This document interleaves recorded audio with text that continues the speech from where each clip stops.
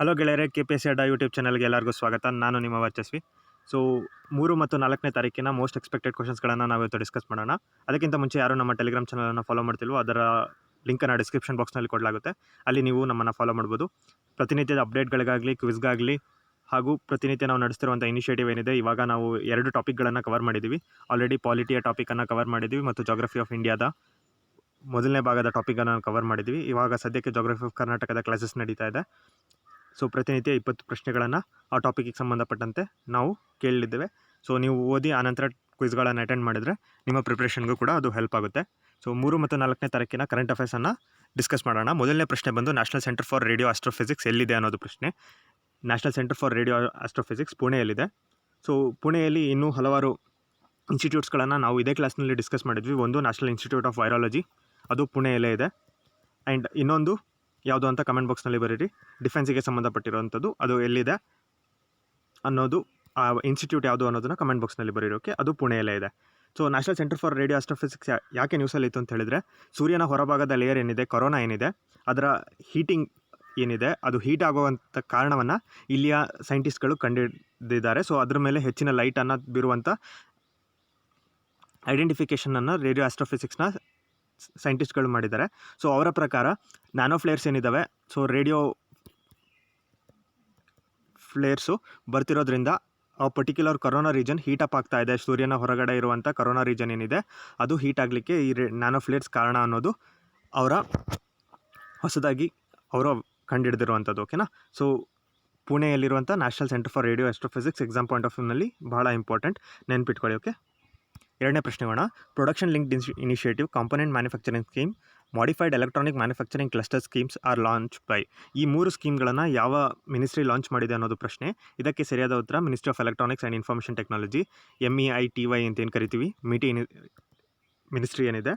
So ಇದರ minister ಆದಂಥ ರವಿಶಂಕರ್ ಪ್ರಸಾದ್ ಅವರು ಈ 3 ಸ್ಕೀಮ್ಗಳನ್ನು ಲಾಂಚ್ ಮಾಡಿದರು. ಸೊ ಇದು 3 ಕೂಡ IT ಇಂಡಸ್ಟ್ರಿಗೆ ಸಂಬಂಧಪಟ್ಟಂತೆ, ಮೊಬೈಲ್ ಮ್ಯಾನುಫ್ಯಾಕ್ಚರಿಂಗಿಗೆ ಸಂಬಂಧಪಟ್ಟಂತೆ, ಎಲೆಕ್ಟ್ರಾನಿಕ್ ಮ್ಯಾನುಫ್ಯಾಕ್ಚರಿಂಗ್ ಸಂಬಂಧಪಟ್ಟಂತೆ ಇರುವಂಥದ್ದು.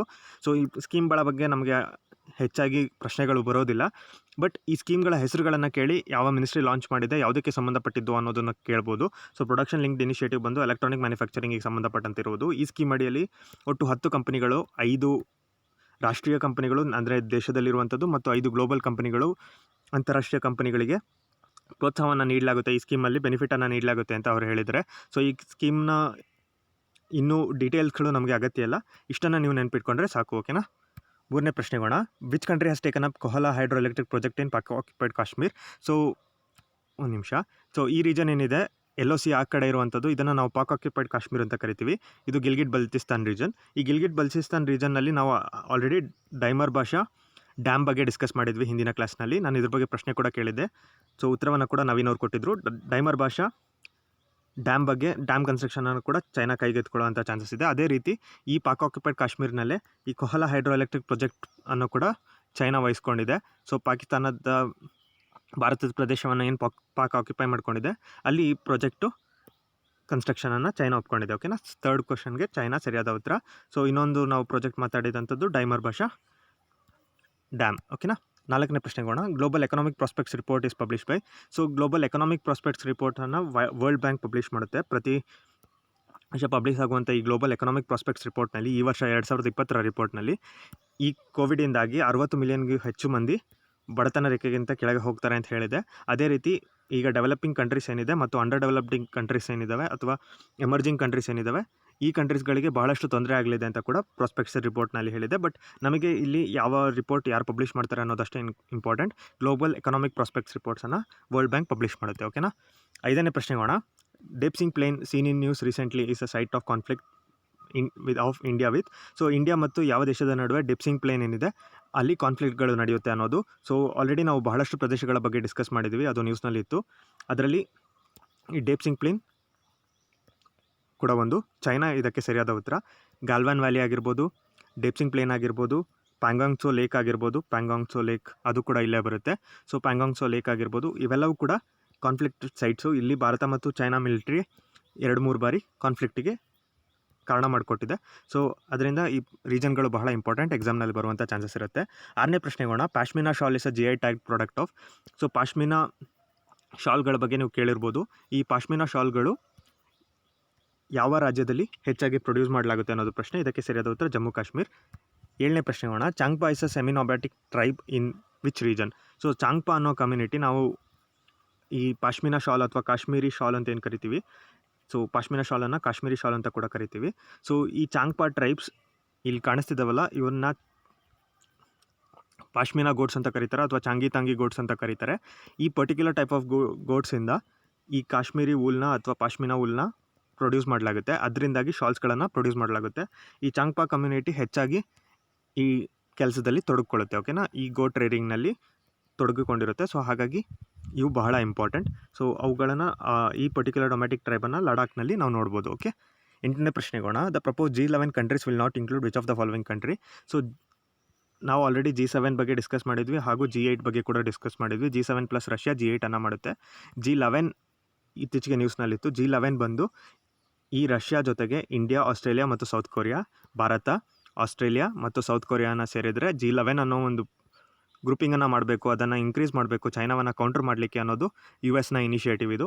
ಸೊ ಇಲ್ಲಿ ಮೆಕ್ಸಿಕೋ ತಪ್ಪದ ಉತ್ತರ. ಓಕೆನಾ, ಇಂಡಿಯಾ, ರಷ್ಯಾ, ಸೌತ್ ಕೊರಿಯಾ ಇಲ್ಲಿ ಸೇರಿದೆ.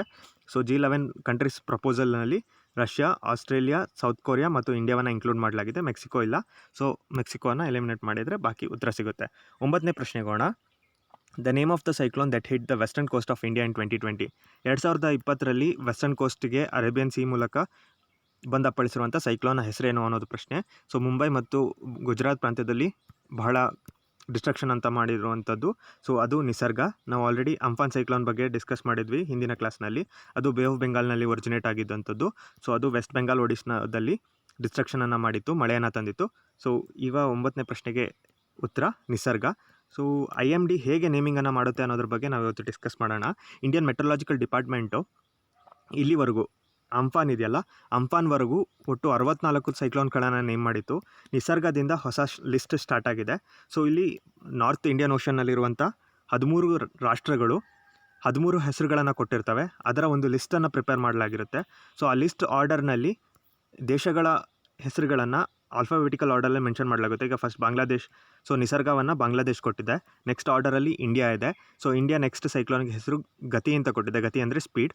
ಸೊ ನೆಕ್ಸ್ಟ್ ಸೈಕ್ಲೋನ್ ಡೆವಲಪ್ ಆಗುತ್ತಲ್ಲ, ಅದರ ಹೆಸರು ಗತಿ ಅಂತ ಇರುತ್ತೆ. ಸೊ ನೆಕ್ಸ್ಟ್ ಇರಾನ್ ಇದೆ, ಅವರು ನಿವಾರ್ ಅಂತ ಒಂದು ಹೆಸರನ್ನು ಕೊಟ್ಟಿದ್ದಾರೆ. ಸೊ ಈ ರೀತಿ 13 ಹೆಸರುಗಳನ್ನು ಕೊಡಲಾಗಿದೆ. ಇದಕ್ಕಿಂತ ಮುಂಚೆ 2004ರಲ್ಲಿ 64 ಹೆಸರುಗಳನ್ನು ಕೊಡಲಾಗಿತ್ತು. ಸೊ ಅಂಫಾನ್ವರೆಗೂ 64 ಹೆಸರುಗಳು ಕಂಪ್ಲೀಟ್ ಆಗಿತ್ತು. ಮತ್ತು IMD 2020ರಲ್ಲಿ ಹೊಸ ಲಿಸ್ಟನ್ನು ಬಿಡುಗಡೆ ಮಾಡಿತ್ತು. 13 ರಾಷ್ಟ್ರಗಳು ಕೊಟ್ಟಿರುವಂಥ 13 ಹೆಸರುಗಳನ್ನು ಕಲೆ ಹಾಕಿ ಲಿಸ್ಟನ್ನು ಪ್ರಿಪೇರ್ ಮಾಡಿತ್ತು. ಸೊ ಅದರ ಆರ್ಡರ್ನಲ್ಲಿ ಹೆಸರುಗಳನ್ನು ಕೊಡ್ತಾ ಹೋಗಿದೆ. ಈಗ ಮೊದಲಿಗೆ ನಿಸರ್ಗ ಅನ್ನೋದನ್ನು ನಾವು ಆಲ್ರೆಡಿ ಡಿಸ್ಕಸ್ ಮಾಡಿದ್ವಲ್ಲ. ನೆಕ್ಸ್ಟ್ ಡೆವಲಪ್ ಆಗೋ ಸೈಕ್ಲೋನ್ಗೆ ಇಂಡಿಯಾ ಕೊಟ್ಟಿರುವಂಥ ಹೆಸರು ಗತಿ. ಅದಾದಮೇಲೆ ಇರಾನ್ ಕೊಟ್ಟಿದೆ. ಹಾಗೆ ಆರ್ಡರ್ನಲ್ಲಿ ಬೇರೆ ದೇಶಗಳು 13 ಕಂಟ್ರಿಗಳು ಹೆಸರುಗಳನ್ನು ಕೊಟ್ಟಿರ್ತವೆ. ಸೊ ಹಾಗೆ ಆರ್ಡರ್ನಲ್ಲಿ ಕೊಡ್ತಾ ಹೋಗ್ತಾರೆ. ಓಕೆನಾ, ಈ ಲಿಸ್ಟ್ ಮುಗಿದ್ಮೇಲೆ ನೆಕ್ಸ್ಟ್ ಬಾಂಗ್ಲಾದೇಶ್ ಕೊಟ್ಟಿರುವಂಥ ಹೆಸರನ್ನು ನಾಮಕರಣ ಮಾಡಲಾಗುತ್ತೆ. ಓಕೆ, ಸೊ ಇದು ನೆನಪಿಟ್ಕೊಳ್ಳಿ.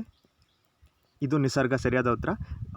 ನ್ಯೂಸಲ್ಲೂ ಕೂಡ ಇತ್ತು, ಬೇ ಆಫ್ ಬೆಂಗಾಲ್ನಲ್ಲಿ ಒಂದು ಲೋ ಪ್ರೆಷರ್ ಏರಿಯಾ ಡೆವಲಪ್ ಆಗ್ತಾ ಇದೆ ಅಂತ.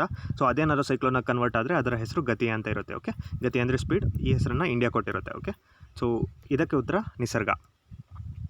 10ನೇ ಪ್ರಶ್ನೆಗೋಣ. Border area development programme is under the ministry of? So border area BADP ಏನಿದೆ, ಇದು ಯಾವ ಮಿನಿಸ್ಟ್ರಿ ಅಡಿಯಲ್ಲಿ ಬರುತ್ತೆ ಅನ್ನೋದು ಪ್ರಶ್ನೆ. ಸೊ ಇಲ್ಲಿ ನೋಡ್ಬೋದು ಈ ಪಿಕ್ಚರ್ನಲ್ಲಿ ಮಿನಿಸ್ಟ್ರಿ ಆಫ್ ಹೋಮ್ ಅಫೇರ್ಸ್.